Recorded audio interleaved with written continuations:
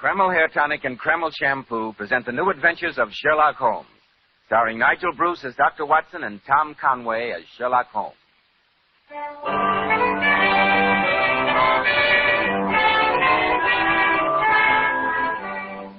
Now, once again, it's time to keep that weekly appointment with our good friend and host, Dr. Watson. Good evening, Dr. Watson. Good evening, Mr. Bell. As usual, you're punctual to the minute. Draw up your chair and make yourself comfortable. Thank you. That's it. I see that you have the old black tin dispatch box out again, Dr. Watson. I deduced that you were going over your notes on tonight's case. Elementary, my dear boy. And among the records, I came across some notes of cases that I'd almost forgotten. The shocking death of Crosby, the banker, the Addleton tragedy, and some data on the unusual contents of the ancient British barrow. Those stories sound pretty intriguing, Dr. Watson. I shall tell them to you some other evening, Mr. Bell. Tonight, I'm going to recount an adventure that took place in the heart of the beautiful English countryside. I call it The Adventure of the Tolling Bell. Well, that story began in the small country village of Carnforth. Holmes had recently brought to a successful conclusion the affair of the Barrow and Furnace wheelchair murders, and we decided that a few days' rest in nearby Carnforth would do us both good before returning to our arduous life in Baker Street. We were staying at a small but comfortable inn. Early in the morning of the third day, I remember, Holmes and I were in our bedroom waiting for those two essentials without which an English country gentleman could not start his day: the early morning cup of tea and a jug of hot water for shaving. As we sat there at the open window, a nearby church bell was tolling a funeral knell. There must be a funeral in the village, Holmes.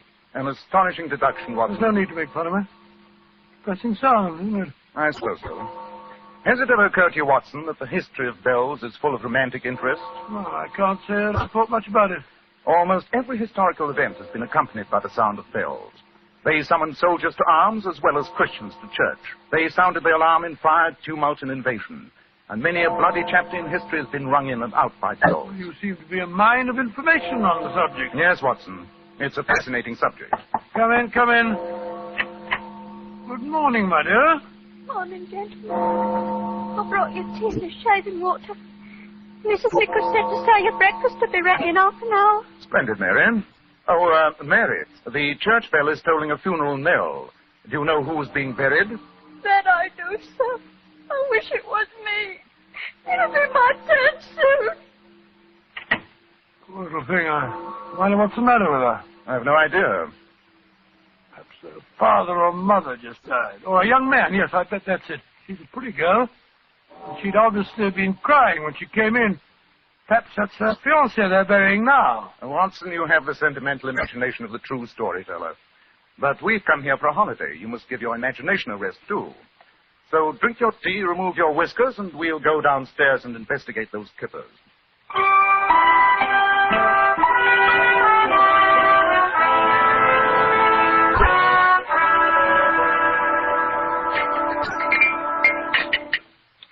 You like your kippers, gentlemen? Excellent, Mrs. Mickle, excellent. Never eaten better. Yes, indeed. By the way, Mrs. Mickle, we heard the funeral bell tolling earlier on. Do you know who was being buried? Yes, I do. 2 souls are being buried. And one of them was a murderer. A murderer? Good Lord, in this peaceful village? What happened, Mrs. Mickle? For old Threadgold, the corn merchant. Found out his wife had been gallivanting around with a young fellow from Bolton. Cut her throat, he did, and then hanged himself. More tea. Thank you. Oh, shocking. So the peaceful countryside is not as peaceful as it's made out to be, Holmes. A fact that I've frequently had occasion to point out to you, Watson. Has the Morning Post arrived yet, Mrs. Mickle? Here comes old Gilly up the path. Sit now. I'll see if he's got anything for you. A murder, eh? What do you make of it, Holmes? What is there to make of it, Watson? A jealous husband murders a faithless wife and then commits suicide. A tragic story, but a simple one. Top of the morning to you, gentlemen. Good morning, Gilly. Any letters for me today? Oh, Mr. Holmes, 2 letters. One of them's got some newspaper clippings in it, I think. And you've got a postcard from a Mr. Lestrade. He wants you back in London bad, Mr. Holmes. Here you are. Upon my soul, Gilly, you've been reading Mr. Holmes's private correspondence. Bless your heart, Dr. Watson. If I didn't read other people's correspondence, how would I know what's going on in the village? You were right, Gillian. It is newspaper clippings. By the way, you heard about the murder of Mrs. Treadgold, I suppose? Heard about it. I told the bear this morning at the funeral. You mean to say that you're the bell ringer as well as the postman? Bless your heart, yes, Doctor. President of the Coal Society, too, as well as being on the parish council. You're a busy man, Gillian. That I am, sir. Take this afternoon now. I'm to ring those bells again. Not another funeral, surely? No, sir. A wedding this time. Oh, I'm glad to hear it. Young Sam Perrin is marrying the Slater girl. And you might say I'm responsible for bringing them together. Got some of their letters mixed up, I did. They looked each other up to exchange them, and presto, before you know what's happening, they're getting married. Regular Cupid, you might say I am. Be off with you, Gilly. Other people want their letters.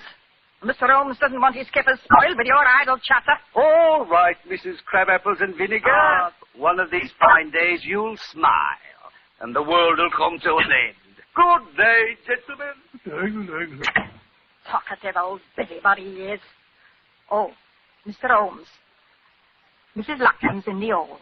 The poor old lady's most anxious to talk to you. Mrs. Lackland? She has the Semster shop in the High Street. Her only son ran away from home a few months back. I think that's what she wants to speak to you about. Oh, but my friend's here for a rest, Mrs. Mickle. I told her that, Doctor, but she won't go away without seeing Mr. Holmes. Oh, very well. Ask her to come in, please, Mrs. Mickle. Yes, Mr. Holmes. Oh, why do you bother to see her, Holmes? Sounds like a trivial matter. The disappearance of an only son can never be a trivial matter. Well, I meant trivial for you, not for her. This is Mr. Holmes and Dr. Watson, dear. Thank you, Ellie. Good morning, sir. Good morning. Good morning. Please sit down, Mrs. Lackland. That's it. Now, what's the trouble? It's Tom, sir. My only son. He left me 4 months ago, and I've not seen ear nor eyed of him since. You've had no message from him since he left? Not one word. I'm fair out of my mind, sir. Have you any idea of his reason for leaving the village, Mrs. Lackland? None, sir.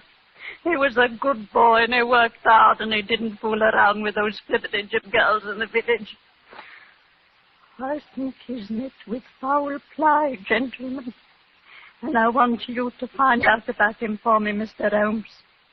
I've heard say in the village that you're the greatest detective in England. Mrs. Lackland, I'd be glad to help you, but you give me no clues to work with. I'm afraid If that I it's can't... money you want, I got £20 in my postal savings. It's all yours if you can bring my Tommy home to me. Or at least tell me he's safe. Mrs. Lackland, I wouldn't dream of accepting a fee. However, I shall give your problem some thought. If I arrive at any conclusions, I'll get in touch with you at once. God bless you, Mr. Holmes. Good morning to you, sir. Good day. Good morning, Mrs. Lackland. Poor old thing. I don't see how you can help her, Holmes. Nor do I, at the moment. But a young man who has grown up in a small village like this may have led a life that his mother is totally unaware of. You said that you had to work on one of your stories today, Yes, Watson. I had a letter from the editor of the Strand magazine yesterday requesting a manuscript as soon as possible. Splendid. Then you stay at the inn and work on your latest masterpiece while I scour the village to see what may be found out about the missing young man.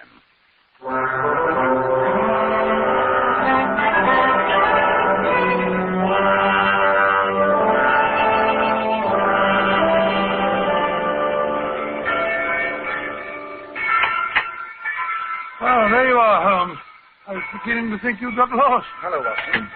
I trust you had a profitable session with pen and paper. Well, I've done about half a chapter. I would have done more if it hadn't been for those infernal bells. The wedding ceremony that the worthy Gilly told us about this morning. Oh, I'm tired. Oh, well, what did you find out about Mrs. Lackland's son? Among other things, that he had a secret love life unknown to his mother. And the object of his affections was none other than the maid who brought us our tea this morning. Mary? Did you talk to her? No, it's a half day off, and I was unable to find her. However, I shall question her when she brings our tea tomorrow morning.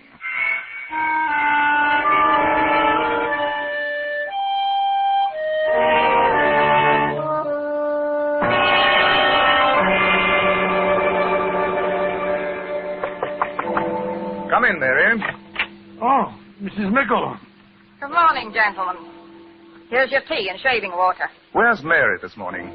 She didn't come to work. Must be ill again. Unreliable girl. And no better than she ought to be, if you ask me. It's no job for me to be carrying tea and hot water upstairs. I hear the village bell tolling for another funeral. Does Carnforth have a burial every morning? I really don't see how the population can run to it. It's another suicide, sir. Another suicide? Good Lord. Old John Larrabee, the baker. He was expecting some money from his son in Australia. It never came. And they foreclosed on his shop. And he hanged himself. Will you be wanting a couple of boiled eggs to your breakfast, gentlemen? No, I haven't much of an appetite, thank you very much. Yes, sir. That woman seems absolutely heartless. She almost smacks her lips when she tells us about these tragedies. Yes, Watson, I noticed it. This peaceful village is beginning to seem strangely sinister to me. And since you have no appetite for breakfast, perhaps you'll join me in a little excursion as soon as you're dressed. Of course. Where are we going? To see the maid, Mary. I'm anxious to talk to her before another funeral bell begins to toll.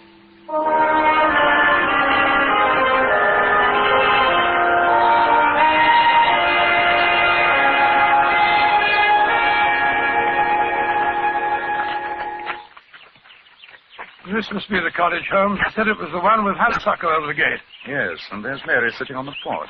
Oh, she's got up. She's coming up the path to meet us. Good morning, Mary. I'm sorry you're not feeling well. Mr. Holmes, Dr. Watson, why have you come here? Not to ask about my health. Or should a servant girl matter to gentlemen like you? Oh, you misjudge us, my dear. I assure you that No, Watson. Let's be honest and admit we didn't come here because of our concern for Mary's health.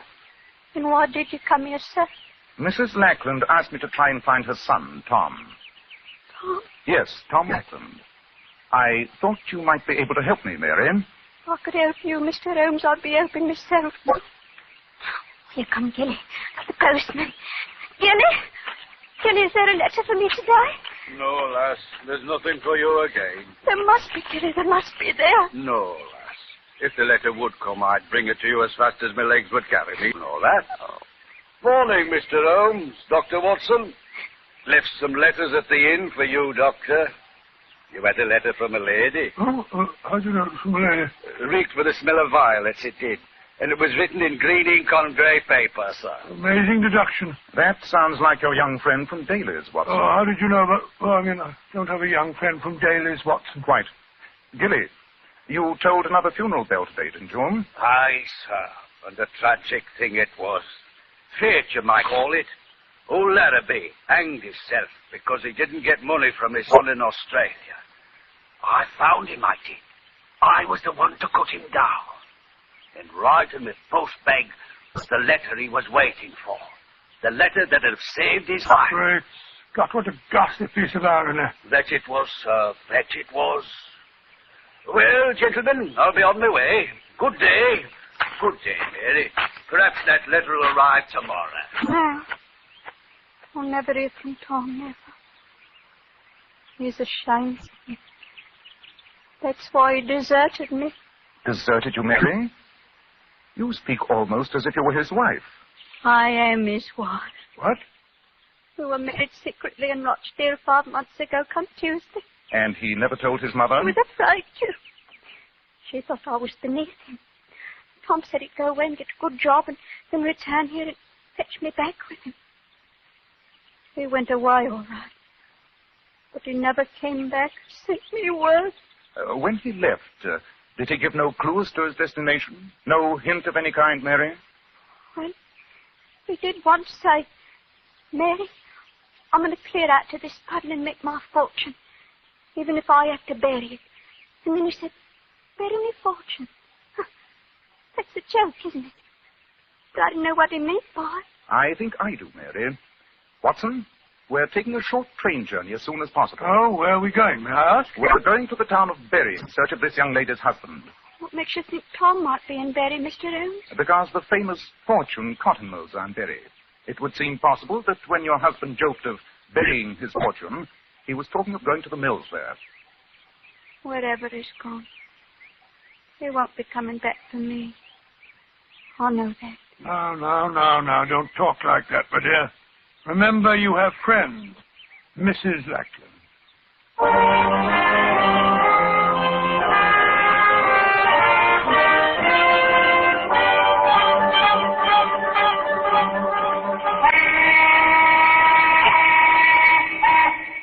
How much longer is Holmes going to be? Leaves me standing outside the factory gates as if I were a blasted coach. Oh, there he is. There he is. Holmes! Holmes! Hello, Watson. Permit me to introduce you to Mr. Tom Lackland. Tom, this is Dr. Watson. How do you do, Dr. Watson? How do you do? Never mind how I do, young fellow, my lad. How do you do?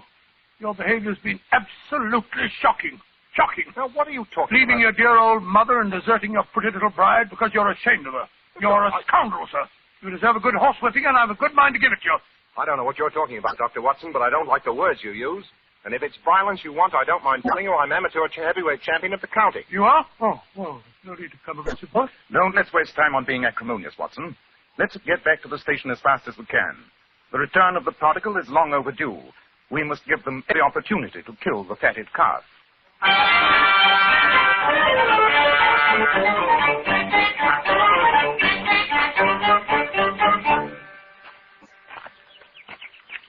Hi, there's Mary's house. I'm dying to see her. And after this reunion, Tom, I suggest that you both go over and see your mother. I'm sure she'll forgive you. Yes, Mr. Holmes, I'll do that. Well, perhaps we should have warned her. Your sudden appearance may be something of a shock. I think it's a shock that Mary can handle. She must be out. Door's locked. Knock again, if you don't mind. She can dismiss. Great heavens! That was a revolver shot. Come on, Watson. Help me break in the door.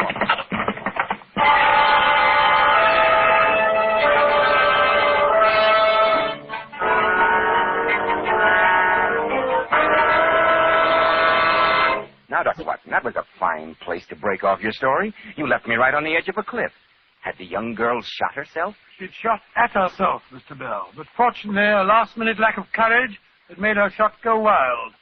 Holmes and I and the young bridegroom burst into the house and wrested the smoking revolver from her hand. I must confess that the union between the two young lovers was a touching sight. In fact, I felt considerably older than I was as Holmes and I stood there listening to Tom reassuring her. Mary, darling, it's all right. I'm here. Oh, Tom, you are. You did come back from me. I thought you never would. I tried to kill myself, but I hadn't the courage. Oh, there, Mary. Everything's going to be all right now. It will be, Tom, won't it? I'm so tired. And now, Tom, I think the time has come to reassure Mary that you did write to her. Oh, of course I did, Mary, darling, and I sent you money and told you that I'd be back here to take you to Ferry as soon as I'd saved up enough. You wrote to me, Tom? Twice a week. And I wrote to Mother, too. Then why didn't I get the letters? The answer to that should be obvious, my dear. Gilly, the postman, deliberately withheld them from you. Really? Great heavens. Why? I have my suspicions, strong suspicions, but I have to get proof. Tell me, Mary, the day before yesterday, Mr. Threadgold murdered his wife. Do you know how he learned of her infidelity? Well, I'm not sure, but I did hear Mrs. Mickle say that it was through some letters that got mixed up. The letters addressed to her were delivered to his office instead of at the house. Gilly again. Precisely. Surely the whole terrible pattern begins to take shape. Tom. Yes, Mr. Holmes? I'm going to lay a trap. To spring it, I shall need your assistance. Of course, Mr. Holmes. I'll do anything. Wait here with Mary until darkness falls. Then muffle yourselves up and go to your mother's house. Wait there in hiding and let no outsiders see you until you hear from me. Since you two lovebirds have been separated for 4 months, I don't imagine that'll be too unpleasant. Quiet, Watson. You understand, Tom? Yes, Mr. Holmes. Good. Then come on, Watson. What's your plan, Holmes? I'll tell you as we go. One thing I can promise you. Before the sun is very high tomorrow, I shall free this village from one of the most subtly evil powers I've ever come in contact with.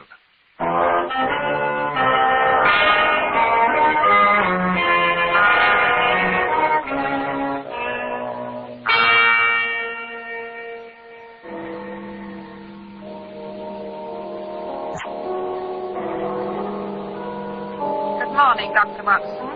Mr. Holmes. Good morning, Mrs. Mickle. Good morning. I always said that Mary was a no-good girl, and now she's killed herself. But of course, I had to come to her funeral. It's very charitable, Mrs. Mickle, I must say. In any case, the vicar says that the poor girl was of unsound mind. Yes, madam, you can't blame her. Well, I'll be getting into the church. Holmes, this farce is beginning to get on my nerves. What are we accomplishing by burying an empty coffin? You'll soon see, old chap. Come on, let's slip into the vestry. This way. Oh, where are we going, Holmes? Up the stairs that lead to the belfry. Here they are. Well, supposing Gilly turns nasty when he finds out we know his secret. Then we must handle him to the best of our ability, Watson. Well, I must say I do not relish the thought of a tussle high in the belfry of a church. The man must be insane. Obviously. That's why his power must be destroyed. This door apparently leads to the belfry. Keep your wits about you, Watson. Good morning, Gilly. Mr. Holmes. Dr. Watson. You've come to see me at work. That's nice of you. Not often I get company up here. We haven't come up here to see you at work, Gilly. We know your diabolical work only too well. Yes, Gilly, we know your secret. What secret's that? You're mad with power, Gilly. You've tried to control the destiny of this village. In your position as postman, you thought you have the power to give life and death. That I am, sir. And it's a great power. It makes a man feel good. Almost like a god, you might say. That's sacrilege, you scoundrel. You were responsible for the murder of Mrs. Treadgold. Aye, sir, that I was. And for the old man hanging himself. You were responsible for John Larrabee's suicide, weren't you? Aye, that I was. Larrabee tried to vote me off the village council. I swore I'd make him pay for it, and I did. Your reign is over, Gilly. You'll never toll a bell again. The only one you'll hear will be a prison bell. You can't touch me, Mr. Holmes. You've got no proof. There's nothing you can do. Don't be too sure. I've enough influence to take your job away. You take me away from me bells. I live for these bells. You wouldn't take me away from them. You couldn't live without the power they give you, could you, Gilly? You're trying to destroy me! You are destroyed, Gilly. Yes, you've already failed. Mary's alive. Alive? But the coffin they're burying down there Is full of stones. You'll be the laughing stock of the village, Gilly. They'll never laugh at Gilly. You can't catch me, Mr. Holmes. I'm beyond your still. He's running up the ladder leading to the bell car. Come back, Gilly. Come back. He's mad as a hatter. Quite. What's he going to do up there? He might set fire to the steeple. Commit any madness. I'm going to fetch him, Holmes. No, Watson. He drew a knife as he fled. And with that rickety staircase and the narrow opening leading into the bell chamber, you'd never stand a chance. He'd get you on the first slash. How are we going to get him down? There's only one way. He's in a tiny loft containing his beloved bells. We'll see how much he loves them at close quarters. I doubt if even he can stand the noise in that confined space. Where's that bell rope?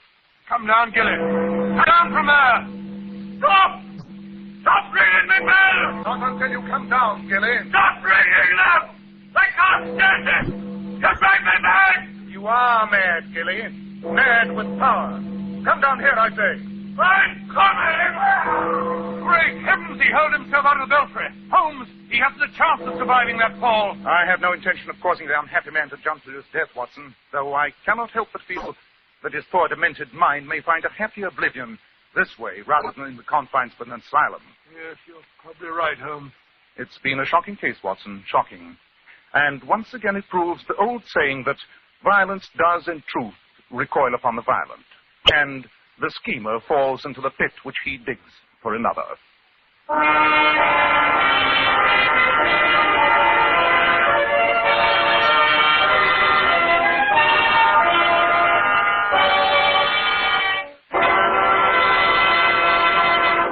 Now, Dr. Watson, what about next week? Well, now, let me see what's left in here. Next week, I think I'll tell you a rather gruesome story about how Sherlock Holmes saved the life and the sanity of a certain Count Romagny.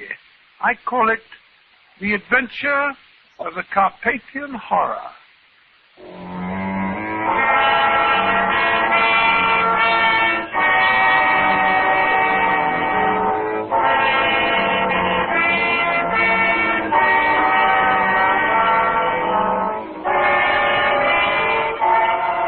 Tonight Tonight's new Sherlock Holmes adventure was suggested by an incident in Sir Arthur Conan Doyle's story, The Golden Pants Maid. Nigel Bruce appeared through the courtesy of California Pictures. Tom Conway by permission of Eagle Lion Pictures. The Sherlock Holmes series is produced by Tom McKnight with original music composed and conducted by Alex Steiner. This is Joseph Bell speaking for Kreml Hair Tonic and Kreml Shampoo and inviting you to be with us next week at the same time when Dr. Watson will tell us the adventure of the Carpathian Horror.